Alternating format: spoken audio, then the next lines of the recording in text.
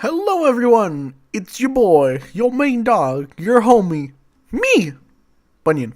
So I have a pretty standard family. I have a mother, a father, an older brother, and a younger sister. But as you can guess by the title and the thumbnail, today I'll be talking about my dad. Oh, and just a little heads up, I will be throwing in a bit of Spanish here and there.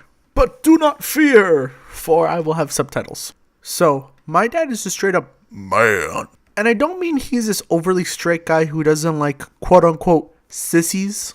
I mean he's this grizzled, thick man who's not too bulky or too fat, with slick back hair, lax eyes, a hell of a mustache, who believes in some good old hard manual labor.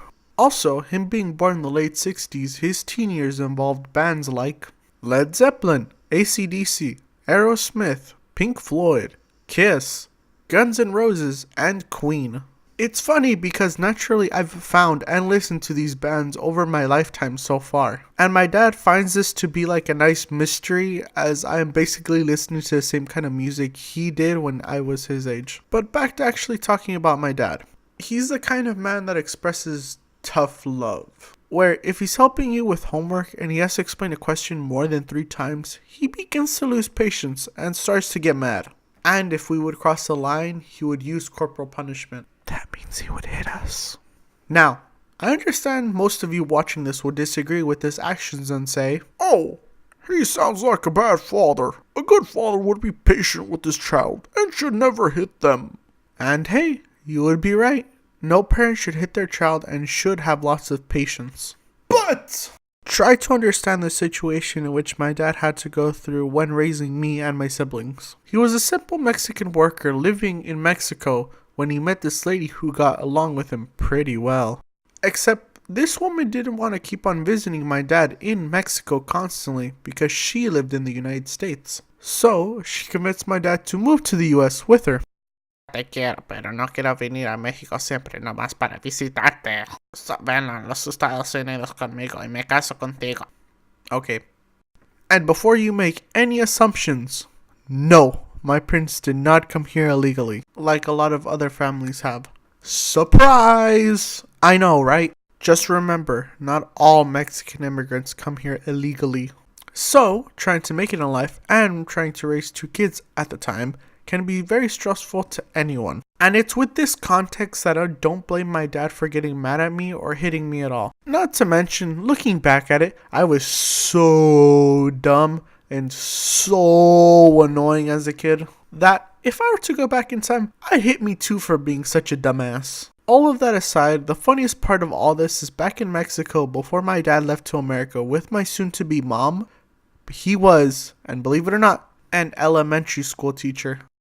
And when I remember this, I always laugh because my dad could barely tolerate teaching me when I was a child. So I can only imagine him trying to hold in his frustrations to multiple children that don't understand the material. Alright, before I go, I'm going to tell you a funny little story that happened between me and my dad. So, one day, me and my dad went to the grocery store. And once we got into the fruits and vegetables aisle, his first objective was to get some lemons. And so, he goes to the corner by where the roll of bags are. You know those bags, the ones that you can never find out which freaking side you open it from. So, before he gets there, there's already an Asian lady getting some bags. So, him being a polite guy, he decides to wait patiently behind her. Not even a second later, she turns around, looks at my dad with eyes of shock. She turns back around, starts frantically getting a bunch of bags, gets her cart, then goes away as fast as she can. Now, this not may seem very funny at first, but it's what happened during her frantic bag grabbing that made it really, really funny to me. So, while she's frantically grabbing bags, my dad just does this.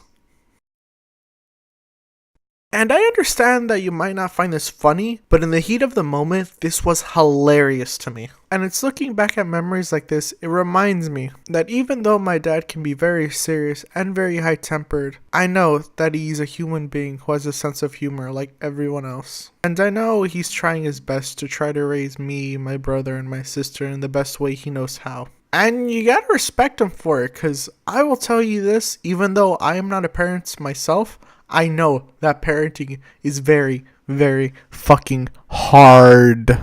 But yeah, that's all I have to say. overall, all I can say in the end is, te quiero, pap.